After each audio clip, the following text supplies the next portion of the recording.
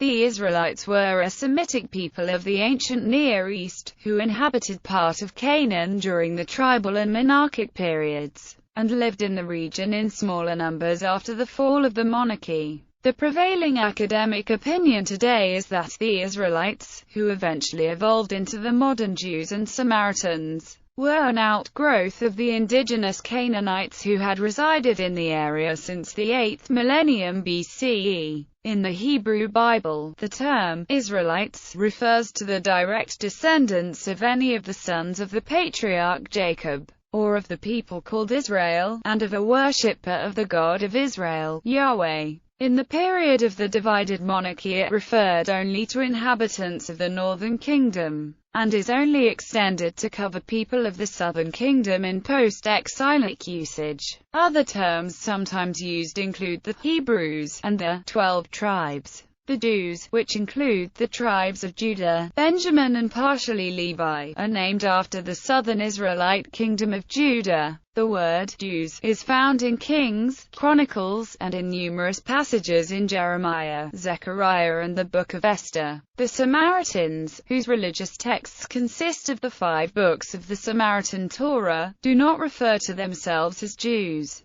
although they do regard themselves as Israelites, in accordance with the Torah. The Kingdom of Israel, often called the Northern Kingdom of Israel, contained all the tribes except for the tribes of Judah and Benjamin. Following its conquest by Assyria, these 10 tribes were allegedly dispersed and lost to history, and henceforth known as the 10 Lost Tribes. Jewish tradition holds that Samaria was so named because the region's mountainous terrain was used to keep guard for incoming enemy attack. According to Samaritan tradition, however, the Samaritan ethnonym is not derived from the region of Samaria, but from the fact that they were the guardians of the true Israelite religion. Thus, according to Samaritan tradition, the region was named Samaria after them, not vice versa. In Jewish Hebrew, the Samaritans are called Shomronim, while in Samaritan Hebrew they call themselves Shemarim. In Judaism, an Israelite is, broadly speaking, a lay member of the Jewish ethno-religious group, as opposed to the priestly orders of Kohanim and Levites. In texts of Jewish law such as the Mishnah and Gemara, the term, meaning Jew, is rarely used, and instead the ethnonym, or Israelite, is widely used to refer to Jews. Samaritans commonly refer to themselves and Jews collectively as Israelites, and describe themselves as the Israelite Samaritans. Etymology. The term, Israelite, is the English name for the descendants of the biblical patriarch Jacob in ancient times, which is derived from the Greek iota sigma rho alpha eta lambda iota tau epsilon sigma, which was used to translate the biblical Hebrew term, Bnei Yisrael, as either sons of Israel or children of Israel. The name Israel first appears in the Hebrew Bible in Genesis chapter 32 verse 29. It refers to the renaming of Jacob, who, according to the Bible, wrestled with an angel, who gave him a blessing and renamed him Israel, because he had striven with God and with men, and have prevailed. The Hebrew Bible etymologizes the name as from Yisrael, to prevail over, or to struggle, wrestle with, and all, God, the divine. The name Israel first appears in non-biblical sources c. 1209 BCE, in an inscription of the Egyptian pharaoh Merneptah. The inscription is very brief and says simply, Israel is laid waste and his seed is not. The inscription refers to the nation, not to an individual. Terminology. In modern Hebrew, Bnei Yisrael can denote the Jewish people at any time in history. It is typically used to emphasize Jewish religious identity. From the period of the Mishnah, the term Yisrael acquired an additional narrower meaning of Jews of legitimate birth other than Levites and Aaronite priests. In modern Hebrew this contrasts with the term Israeli, a citizen of the modern state of Israel, regardless of religion or ethnicity. The term Hebrew has Eber as an eponymous ancestor. It is used synonymously with Israelites, or as an ethno-linguistic term for historical speakers of the Hebrew language in general. The Greek term Iodios historically refers to members of the tribe of Judah, which formed the nucleus of the Kingdom of Judah. The Samaritans, which claim descent from the tribes of Ephraim and Manasseh, are named after the Israelite kingdom of Samaria, but the Jews, until modern times, have contested their claimed lineage, deeming them to have been conquered foreigners who were settled in the land of Israel by the Assyrians, as was the typical Assyrian policy to obliterate national identities. Today, Jews and Samaritans both recognize each other as communities with an authentic Israelite origin. The terms Jews and Samaritans largely replaced the title Children of Israel as the common used ethnonym for each respective community. Historical Israelites. Several theories exist proposing the origins of the Israelites in raiding groups, infiltrating nomads, or emerging from indigenous Canaanites driven from the wealthier urban areas by poverty to seek their fortunes in the highland. Various ethnically distinct groups of itinerant nomads such as the Habiru and Shasu recorded in Egyptian texts as active in Edom and Canaan could have been related to the later Israelites, which does not exclude the possibility that the majority may have had their origins in Canaan proper. The name Yahweh, the God of the later Israelites, may indicate connections with the region of Mount Sinai in Edom. The prevailing academic opinion today is that the Israelites were a mixture of peoples predominantly indigenous to Canaan, though an Egyptian matrix of peoples may also played a role in their ethnogenesis, with an ethnic composition similar to that in Ammon, Edom and Moab, and including Hapiru and Sasu. The defining feature which marked them off from the surrounding societies was a staunch egalitarian organization focused on Yahweh worship, rather than mere kingship. The language of the Canaanites may perhaps be best described as an archaic form of Hebrew, standing in much the same relationship to the Hebrew of the Old Testament as does the language of Chaucer to modern English. The Canaanites were also the first people, as far as is known, to have used an alphabet. The name Israel first appears c. 1209 BCE, at the end of the Late Bronze Age and the very beginning of the period archaeologists and historians call Iron Age I, on the Merneptah stela raised by the Egyptian pharaoh Merneptah. The inscription is very brief: plundered is Canaan with every evil, carried off is Ashkelon, seized upon is Gezer. Yenokam is made as that which does not exist. Israel lies fallow, it has no seed. Aru has become a widow because of Egypt, as distinct from the cities named which are written with a toponymic marker. Israel is written hieroglyphically with a demonymic determinative indicating that the reference is to a human group, variously located in central Palestine or the highlands of Samaria. Over the next 200 years the number of highland villages increased from 25 to over 300 and the settled population doubled to 40,000. By the 10th century BCE a rudimentary state had emerged in the north-central highlands, and in the 9th century this became a kingdom. Settlement in the southern highlands was minimal from the 12th through the 10th centuries BCE, but a state began to emerge there in the 9th century. And from 850 BCE onwards a series of inscriptions are evidence of a kingdom which its neighbors refer to as the House of David, after the destruction of the Israelite kingdoms of Judah and Samaria in 586 BC and 720 BCE respectively. The concepts of Jew and Samaritan gradually replaced Judean and Israelite.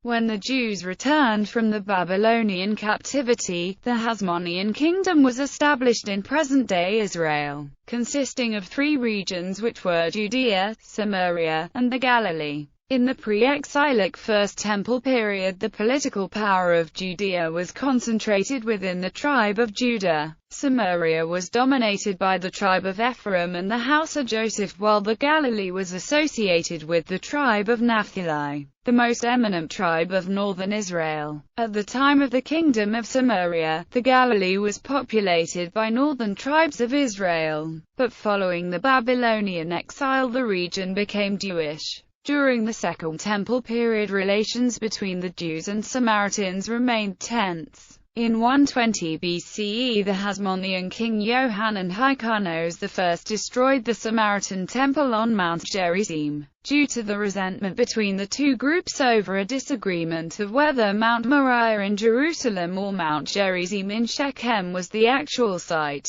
of the Ikdah, and the chosen place for the Holy Temple, a source of contention that had been growing since the two houses of the former united monarchy first split asunder in 930 BCE and which had finally exploded into warfare. 190 years after the destruction of the Samaritan temple and the surrounding area of Shechem, the Roman Emperor Titus launched a military campaign to crush the Jewish revolt of 66 CE, which resulted in the destruction of the Jewish temple in Jerusalem in 70 CE, and the subsequent exile of Jews from Judea and the Galilee in 135 CE following the Bar Kokhba revolt. Biblical Israelites. The Israelite story begins with some of the culture heroes of the Jewish people, the patriarchs. The Torah traces the Israelites to the patriarch Jacob, grandson of Abraham, who was renamed Israel after a mysterious incident in which he wrestles all night with God or an angel. Jacob's 12 sons, Reuben, Simeon, Levi, Judah, Dan, Naphtali, Gad, Asher, Issachar, Zebulun, Joseph and Benjamin,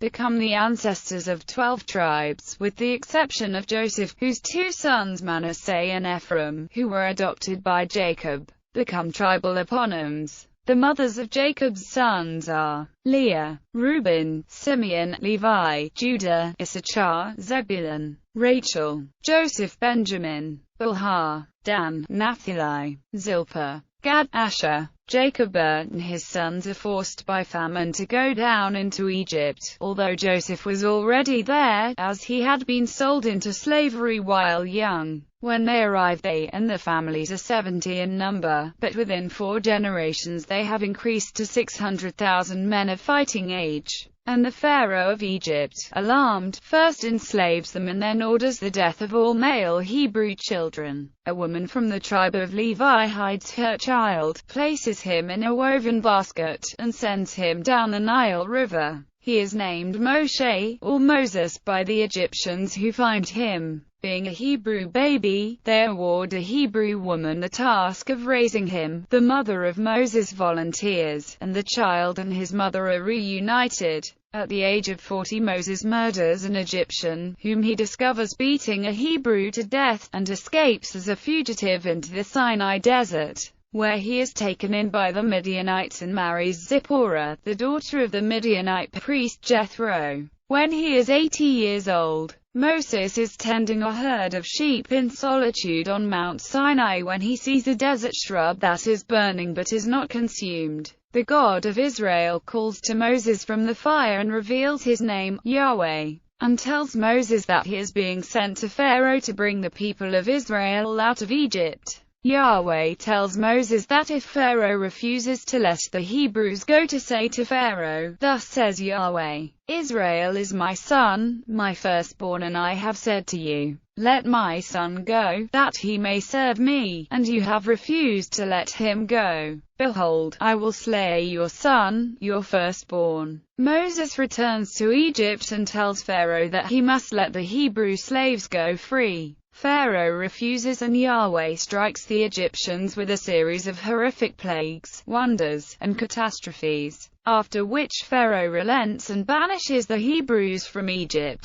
Moses leads the Israelites out of bondage toward the Red Sea, but Pharaoh changes his mind and arises to massacre the fleeing Hebrews. Pharaoh finds them by the seashore and attempts to drive them into the ocean with his chariots and drown them. Yahweh causes the Red Sea to part and the Hebrews pass through on dry land into the Sinai. After the Israelites escape from the midst of the sea, Yahweh causes the ocean to close back in on the pursuing Egyptian army, drowning them to death. In the desert, Yahweh feeds them with manna that accumulates on the ground with the morning dew. They are led by a column of cloud, which ignites at night and becomes a pillar of fire to illuminate the way southward through the desert until they come to Mount Sinai. The 12 tribes of Israel encamp around the mountain, and on the third day Mount Sinai begins to smolder, then catches fire. And Yahweh speaks the 10 commandments from the midst of the fire to all the Israelites, from the top of the mountain. Moses ascends biblical Mount Sinai and fasts for 40 days while he writes down the Torah as Yahweh dictates,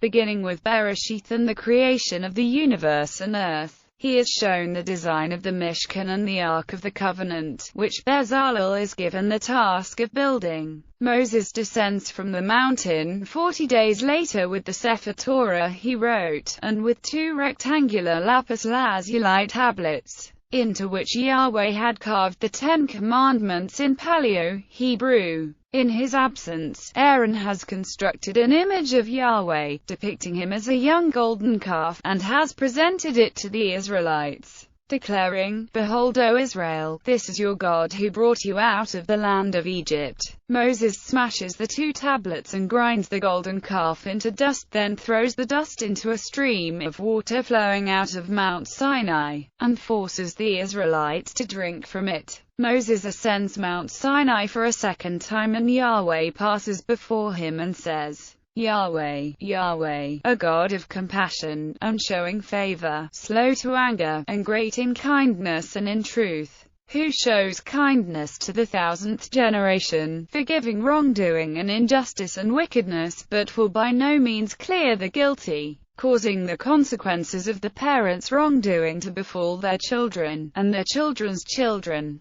to the 3rd and 4th generation." Moses then fasts for another 40 days while Yahweh carves the 10 commandments into a second set of stone tablets. After the tablets are completed, light emanates from the face of Moses for the rest of his life, causing him to wear a veil so he does not frighten people. Moses descends Mount Sinai and the Israelites agree to be the chosen people of Yahweh and follow all the laws of the Torah. Moses prophesies if they forsake the Torah, Yahweh will exile them for the total number of years they did not observe the Shemitah. Bezalel constructs the Ark of the Covenant and the Mishkan, where the presence of Yahweh dwells on earth in the Holy of Holies, above the Ark of the Covenant, which houses the 10 Commandments. Moses sends spies to scout out the land of Canaan, and the Israelites are commanded to go up and conquer the land, but they refuse, due to their fear of warfare and violence. In response, Yahweh condemns the entire generation, including Moses, who was condemned for striking the rock at Meribah,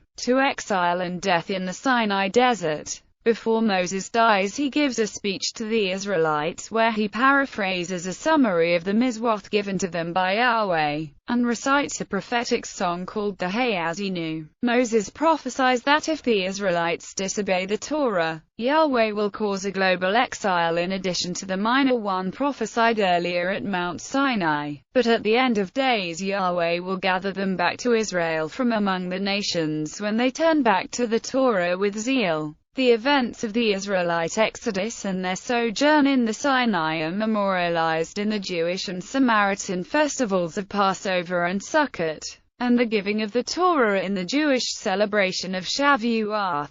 40 years after the Exodus, following the death of the generation of Moses, a new generation, led by Joshua, enters Canaan and takes possession of the land in accordance with the promise made to Abraham by Yahweh. Land is allocated to the tribes by lottery. Eventually the Israelites ask for a king, and Yahweh gives them Saul. David, the youngest son of Jesse of Bethlehem, would succeed Saul. Under David the Israelites established the united monarchy, and under David's son Solomon they construct the Holy Temple in Jerusalem, using the 400-year-old materials of the Mishkan, where Yahweh continues to tabernacle himself among them. On the death of Solomon and reign of his son, Rehoboam, the kingdom is divided in two. The kings of the northern kingdom of Samaria are uniformly bad, permitting the worship of other gods and failing to enforce the worship of Yahweh alone, and so Yahweh eventually allows them to be conquered and dispersed among the peoples of the earth, and strangers rule over their remnant in the northern land. In Judah some kings are good and enforce the worship of Yahweh alone, but many are bad and permit other gods, even in the holy temple itself.